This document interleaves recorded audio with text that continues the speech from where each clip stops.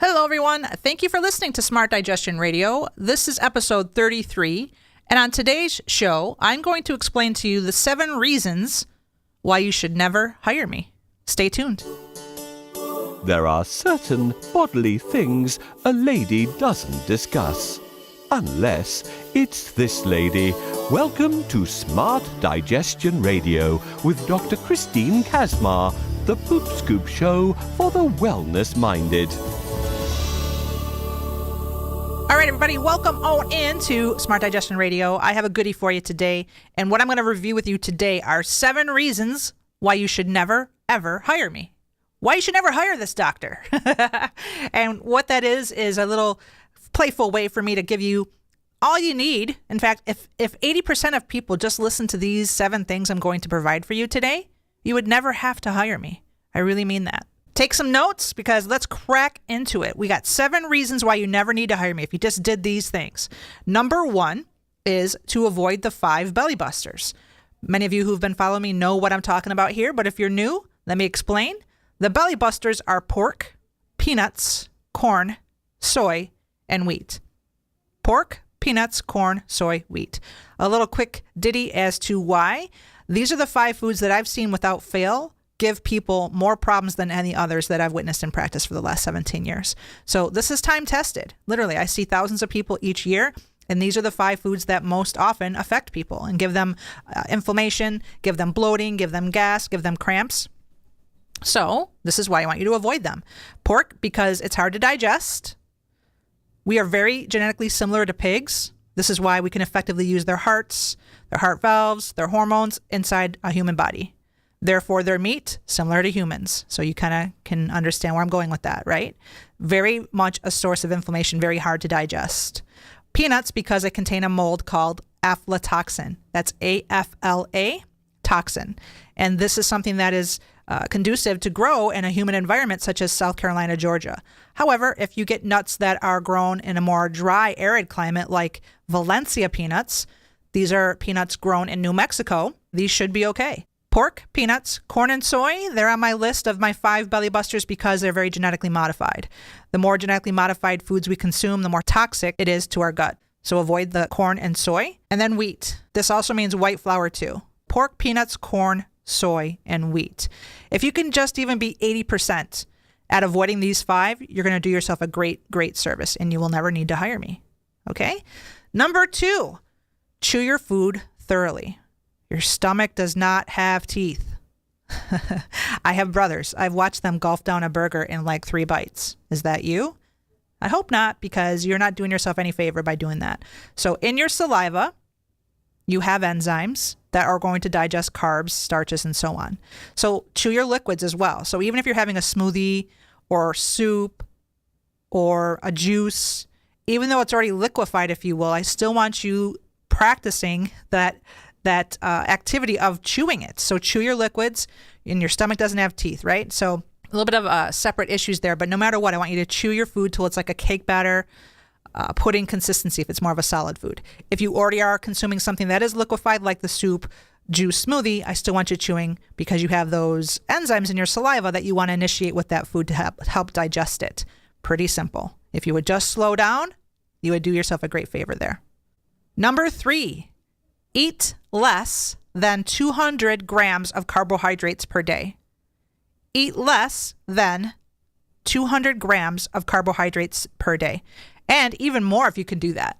What I want you to start doing is looking at your food labels of every single thing you're eating, and I want you to do this for 3 days.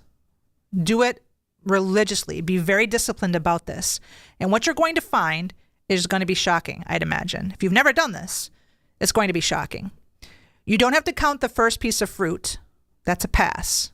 But everything else that you're consuming for these 3 days, I want you to track how many grams of carbs you're eating per day. If you can get under 200, that's great. If you're more of somebody who knows what I'm talking about here and you've practiced the ketogenic diet, which I think is phenomenal, by the way, this is something that is going to be high. The 200 grams of carbs are going to be high. You're going to be doing way less than that. But for those that have never even heard of the ketogenic diet, have never even done this practice, I am pretty certain that your carb gram count is going to be over 300. So this is my third tip of why you would never have to hire me, is if you would only eat less carbohydrates. So again, these are your breads, your pastas, your sweets, anything sugary, even your fruit.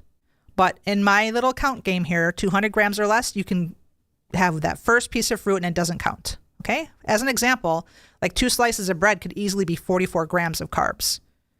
2 tablespoons of peanut butter is 7 grams of carbs. So as something has more fats and proteins, it's going to have less carbs for the most part. Okay? Also, you're going to count beans, you're going to count dairy. All of this, you're counting your grams of carbs per day. So that's reason number 3. Reason number 4 of why you never need to hire me is if you would stop drinking alcohol. Stop drinking alcohol. Okay, fine. Let me rephrase. Less alcohol. How about less alcohol? This would be a good thing because when you drink alcohol around a meal, you are slowing down the stomach emptying. This is going to lead to gas and bloating, cramping, pain over the course of time. I'm not saying to never have alcohol, right? What fun would that be? But there are people who are having a glass of wine every night that are having issues.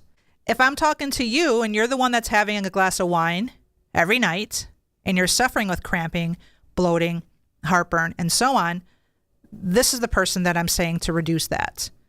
If you're having occasional wine or beer and you never have issues with gas, bloat, constipation, diarrhea, then you're doing all right for right now, okay? So I'm not saying this applies to every single person. We are not a one-size-fits-all approach. This is, again, one of the things I say as to why the medical model is broken, is because they treat everybody as an average. So I'm not saying everyone should stop drinking alcohol. I'm saying that people should be mindful of the fact that when you do consume alcohol near food and you have symptoms of low energy, gas, bloat, painful cramps, and so on and so forth, I am talking to you about considering to reduce the consumption of alcohol. Because again, my whole topic of this podcast is 7 reasons why you would never have to hire me. So if you're going to go through and do all of these things, 80% of you would never, ever even need to call me because you'd be doing great. You wouldn't have any of these symptoms. You wouldn't be feeling so lousy, low energy, nausea, headachy, gas, bloat, and so on. So reason number 4, less alcohol. All right, let's take a quick break and I'll be right back. The phrase, you are what you eat, is false. Better said, you are what you digest. Hey, it's Dr. Christine Kaczmar here. And if you're listening and you're out of state, maybe you live in Florida, maybe you live in Texas, and you'd like to work with me, I have you covered. Go to virtualdigestiondoc.com. That's virtualdigestiondoc.com. You will see there are 3 very specific ways that we can work together, even at long distance. Check out virtualdigestiondoc.com. Are you tired of being gassy and bloated and feeling like you got a bowling ball in your belly?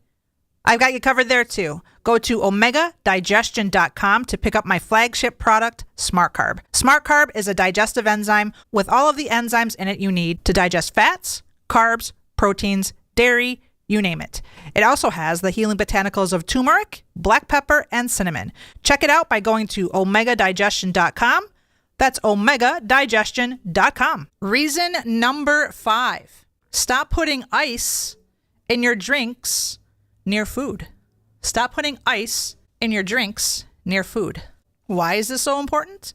Because when you cool down the stomach temperature, you are now stagnating the process and the effort of digestion.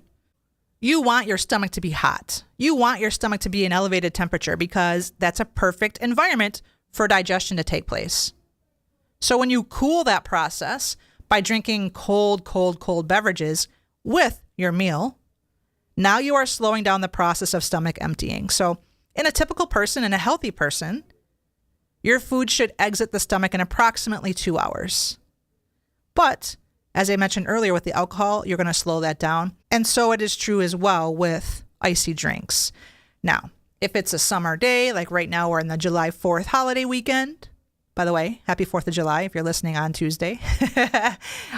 You are going to slow the stomach emptying. So if you're having a glass of lemonade all by itself with ice in it, or a glass of sweet tea, or a glass of iced tea, whatever, and it's icy and it's all by itself, that's fine. Not worried about that. It's just that when you combine that icy drink with your food that I'm referring to here. So reason number 5 as to why you would never need to hire me is no ice and drinks near food. Reason number 6 why you would never have to hire me is to start taking a digestive bitter. What are bitters? Well, they are herbs. And on our tongue, we have taste receptors.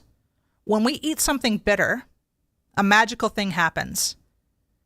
In your brain, your hypothalamus registers that the bitter taste receptor was initiated, and it's almost as if a doorbell now has been rung to prepare the gut for digestion.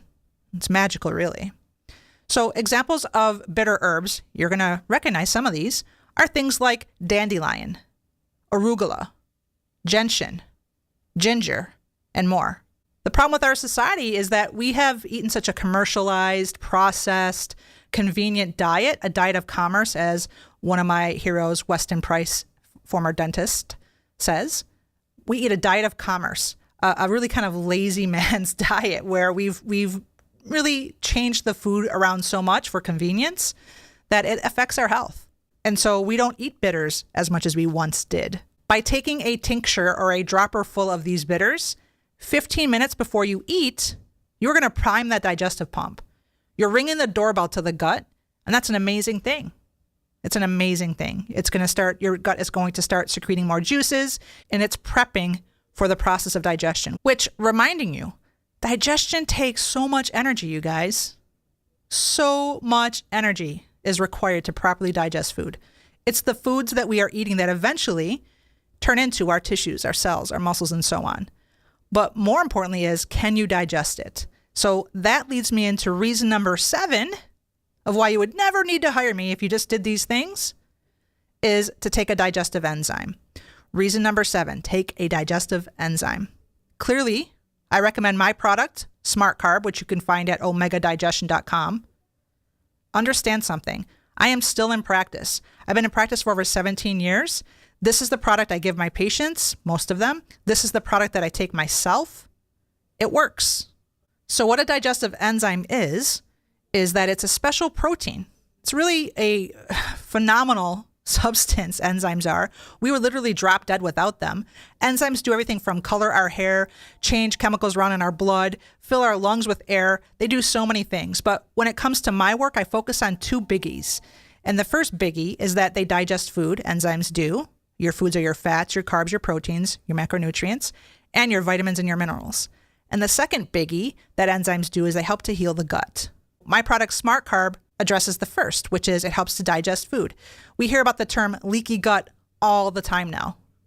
If you guys are interested in my free course, it's a 4+ hour course, check out conquerleakygut.com and it's yours for free. But when you take a digestive enzyme, you have less of a leaky gut. Everyone walking around in the world, in my opinion, has a leaky gut, especially Americans. This is because there is pollution in the air. This is because there's pollution in our food, our water. We have emotional stress. People are taking way too many dang antibiotics. It makes my head spin. People are taking antibiotics for sinus infections, for UTIs. It's overkill. I can't tell you the last time that I have had an antibiotic or any member of my family has had an antibiotic. This is not to say that we're better than you are. It's not that at all. It's that we understand how amazingly intelligent the human body is, and it knows how to fight for itself. We get in the way. We get in the way of the body's amazing and elegant ability to heal itself. Humans think that we are smarter than the body's magical brilliance. It's a shame, really. Enzymes help to digest food. And the bonus number 8 that I'm going to give you, kind of already did. Let's first review the 7. The 7 reasons why you would never have to hire Dr. Christine, because you would never have the problems that you have, like constipation, diarrhea, bloating, gas, cramps, nausea, heartburn. Literally, 80% of you would not have these issues if you followed these 7 rules. 1, avoid the 5 belly busters. 2, chew your food thoroughly. Your stomach does not have teeth. 3, eat less than 200 grams of carbs. Start looking at your food labels. Every single thing going in your grocery cart does not get to hit the bottom of that cart until your eyeballs are looking at it. Specifically the food label. Less than 200 grams of carbs per day. Number 4, less alcohol, specifically to those who are having complaints. If you're having gassiness, if you have bloatiness, if you have fatigue, brain fog, all of this, Understand that alcohol is a simple sugar that's going to rapidly feed a yeast problem or a candida problem, which is very prevalent. Number 5, stop putting ice in your drinks. You are cooling down the temperature of your stomach, and that does not bode well for good, happy digestion. Number 6, take a digestive bitter 15 minutes before you eat. Every meal. Bitters are amazing. They're foods. They're herbs like dandelion, gentian, and so on, burdock. These are very important that we've stopped eating these. It's very important to take them, but what's wrong is that we've stopped eating these herbs. And number 7, take a digestive enzyme. If you don't want to get my product, go get one from a health food store. You're going to pay more. You're going to get less capsules. Smart Carb is 180 caps. It's $54. Take a digestive enzyme. It's going to break down your macronutrients. It's going to pre-digest your food up to 80% after 1 hour. What does that mean? It means there's much more available energy now for your pancreas, your liver, your intestines to do their job. And by the way, people often say, well, once you take a digestive enzyme, you're making your pancreas weak. That's absolute BS. Because pancreatic enzymes have no work, no effort in the human stomach. They never enter the human stomach. When you take a digestive enzyme, you're taking food. To say that taking digestive enzymes makes your pancreas work less is like saying eating a salad makes your pancreas work less, because the same contents of a salad, because it's raw, those enzymes are the same as those you would take in something like Smart Carb. And bonus number 8 is if you laid off the antibiotics, if you have a sinus infection, there's a really dang good chance you're not going to die, people. I mean, really. UTI infections, all of this stuff. I mean, people are just doing it way too much. You should not be taking antibiotics every single year. And there are people who are taking antibiotics multiple times per year. As I like to say, if there's like a scourge of humanity and zombies are walking down Van Dyke, the main thoroughfare outside my office, that's a different story. If you have a flesh-eating wound, that's a different story. But people are taking antibiotics for everything. For everything. When I had my wisdom teeth pulled, I didn't take anything. Was I sore? Yes. But was it manageable? Yes.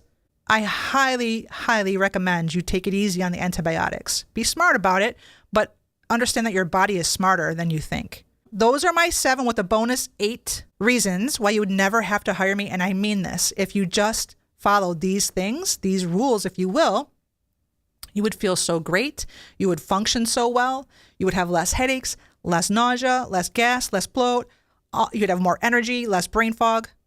It's a wonderful thing what happens when you give the body a chance to recover and a chance to heal. So I hope you've enjoyed episode 33. Please feel free to share this out to someone that you know. And I look forward to talking to you guys next time. Alrighty then, another episode of Smart Digestion Radio is in the books. However, the conversation never stops there. Great hubs to connect with me are going to be my Facebook page, which is The Digestion Doc. That's my handle on Twitter and Instagram as well. If you are interested in joining my community, my private inner circle over on Facebook, go to healthyrebelsfb.com. That's healthyrebelsfb.com.